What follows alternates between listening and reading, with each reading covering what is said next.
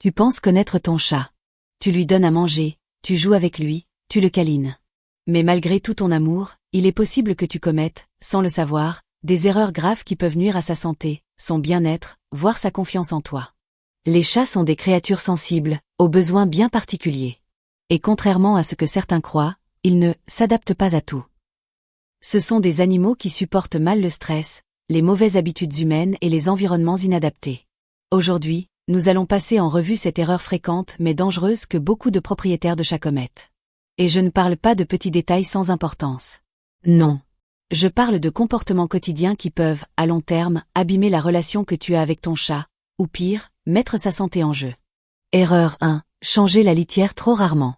Tu te dis peut-être, mon chat est propre, il ira quand il en aura besoin. Mais as-tu pensé à la fréquence à laquelle tu nettoies sa litière? Beaucoup de propriétaires laissent la litière plusieurs jours sans y toucher, pensant que ce n'est pas si grave. Grave erreur. Un bac sale, malodorant ou mal placé peut pousser ton chat à faire ses besoins ailleurs, ou à se retenir, ce qui peut entraîner des infections urinaires très douloureuses. De plus, un environnement mal entretenu génère du stress, et ce stress peut se transformer en agressivité, en trouble du comportement, ou même en maladie. Alors, première règle d'or, nettoie la litière tous les jours, change le substrat régulièrement, et place-la dans un endroit calme, loin de la nourriture et du bruit. Et si tu veux vraiment comprendre ton chat et l'aider à vivre mieux à tes côtés, n'oublie pas de t'abonner à cette chaîne et activer la cloche. Chaque semaine, on décrypte ensemble les secrets du monde félin. Erreur 2. Punir ton chat comme s'il comprenait le bien et le mal. L'un des réflexes les plus répandus et les plus dangereux chez les propriétaires de chats est de punir un comportement que l'on juge mauvais.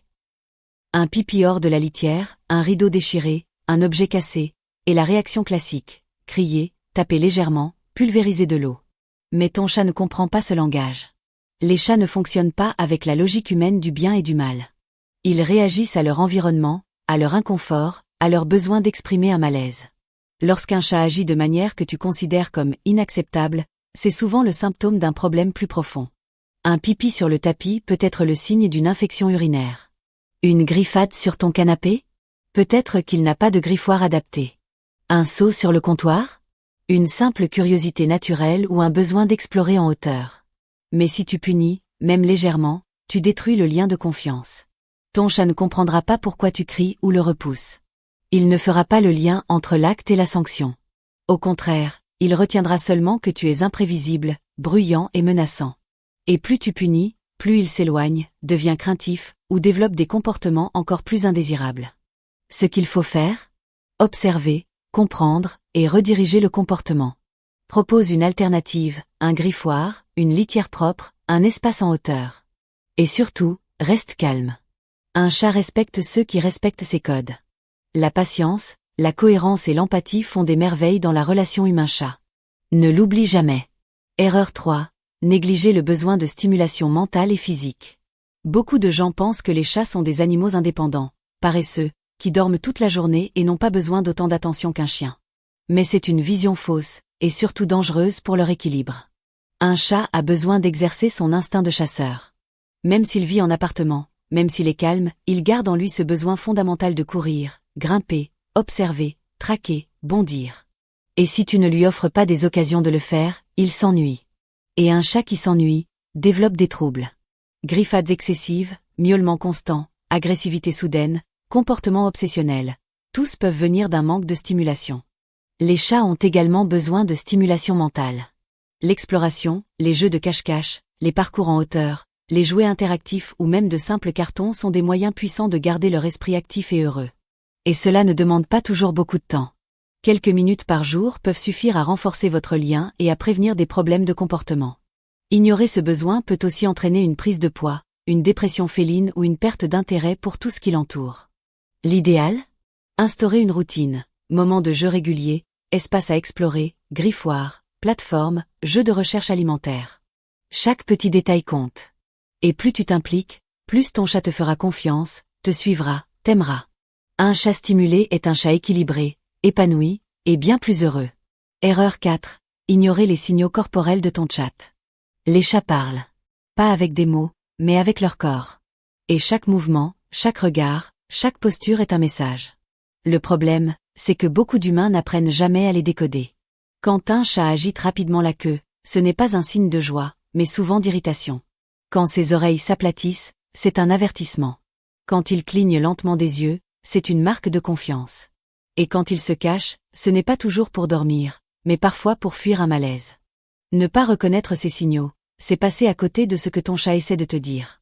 Et pire encore, c'est risquer de renforcer son stress ou de provoquer des réactions agressives en pensant bien faire. Par exemple, forcer un chat à être câliné quand il détourne la tête, quand ses oreilles bougent nerveusement ou que sa queue fouette l'air, c'est ignorer un refus clair. Et cela peut finir par un coup de griffe, ou une rupture de la relation de confiance. Il est essentiel de comprendre que ton chat ne réagit pas par caprice, mais par besoin. Il cherche à se faire comprendre dans un langage qu'il maîtrise parfaitement. À condition que tu sois prêt à l'écouter. Observez la position de ses oreilles, la dilatation de ses pupilles, le mouvement de sa queue, la posture de son corps. Ce sont des indices précieux sur son état émotionnel. Un bon gardien félin n'est pas celui qui impose son affection, mais celui qui respecte les codes du chat. Et en les comprenant, tu renforces un lien unique et profond. Erreur 5. Laisser la nourriture en libre service en permanence. De nombreux propriétaires pensent bien faire en laissant de la nourriture disponible en continu, dans une gamelle remplie toute la journée. Comme ça, il mange quand il veut, se disent-ils. Mais cette habitude, en apparence pratique, est en réalité très nocive pour la santé physique et mentale du chat. Dans la nature, un chat chasse plusieurs fois par jour. Il dépense de l'énergie, attend, observe, traque, et ne mange que lorsqu'il réussit à attraper sa proie. Le repas est une récompense, un événement, un rituel. À la maison, lui donner un accès constant à la nourriture casse ce cycle naturel. Résultat, ton chat mange par ennui, grignote sans faim, ou reste passif toute la journée. Cela mène souvent à une prise de poids importante, à des troubles digestifs, et à une perte d'intérêt général. Mais ce n'est pas tout. La nourriture libre-service empêche aussi l'instauration d'une routine, d'un rythme de vie. Et pour un animal territorial et structuré comme le chat, l'absence de repères fixes est une source de stress. La solution ? Fractionner les repas. 2 à 3 portions par jour, à heure régulière. Si ton emploi du temps est chargé, des distributeurs automatiques programmables peuvent t'aider à maintenir cette régularité. Tu peux aussi rendre le moment du repas plus stimulant, utiliser des gamelles anti-gloutons, cacher la nourriture dans des jouets distributeurs ou créer des petits défis de recherche. Cela stimule le mental et encourage l'activité. En revalorisant le moment du repas, tu ne fais pas qu'améliorer sa santé. Tu reconnectes ton chat à son instinct et tu renforces sa satisfaction et son équilibre général. Erreur 6. Ne pas consulter le vétérinaire régulièrement.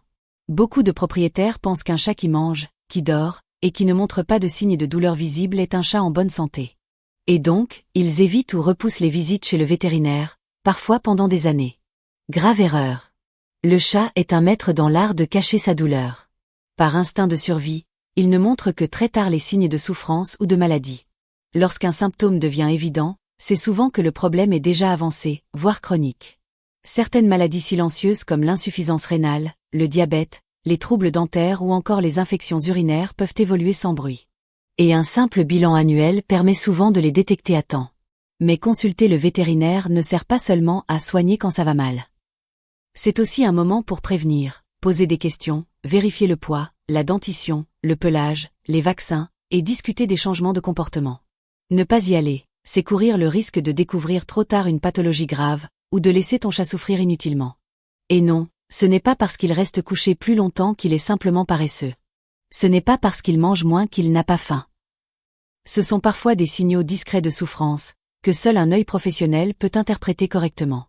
Un bon suivi vétérinaire est un acte d'amour. C'est montrer à ton chat que tu es attentif à lui, même quand il ne parle pas. Et c'est souvent ce qui prolonge sa vie en bonne santé de plusieurs années. Investir dans la prévention, c'est protéger ce lien si précieux que tu as avec lui, pour le garder plus longtemps à tes côtés. Erreur 7.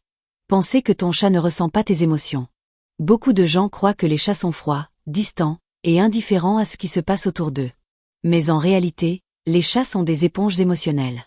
Ils perçoivent ton énergie, ton stress, ta nervosité, et cela les affecte bien plus que tu ne l'imagines. Ton chat observe ton langage corporel, la tension dans ta voix, la manière dont tu marches ou dont tu ouvres une porte. Il sent les vibrations de ton humeur. Et s'il te voit tendu, agité, triste ou énervé, il peut réagir par la fuite, le repli, ou au contraire, par une présence plus intense. Ignorer cet aspect émotionnel, c'est nier un élément fondamental de votre lien. Et c'est parfois l'origine cachée de certains changements de comportement. Un chat qui devient distant, qui se cache, ou qui commence à faire ses besoins hors de la litière, n'est pas forcément malade. Parfois, il essaie de te dire que quelque chose ne va pas chez toi. Ce lien émotionnel est d'une sensibilité rare. Et plus tu fais attention à ton propre équilibre, plus ton chat se sentira en sécurité à tes côtés. Alors oui, prendre soin de ton chat, ce n'est pas seulement lui donner de la nourriture et de l'eau. C'est aussi prendre soin de ton propre bien-être, car il est le miroir silencieux de ton monde intérieur. Tu viens de découvrir cette erreur que beaucoup de gens commettent sans le savoir. Si tu as reconnu certains de ces comportements, ne culpabilise pas. L'important, c'est d'apprendre, de corriger, et de faire mieux. Ton chat n'attend pas la perfection. Il attend juste que tu le comprennes, que tu le respectes, et que tu l'aimes, comme il t'aime, à sa manière.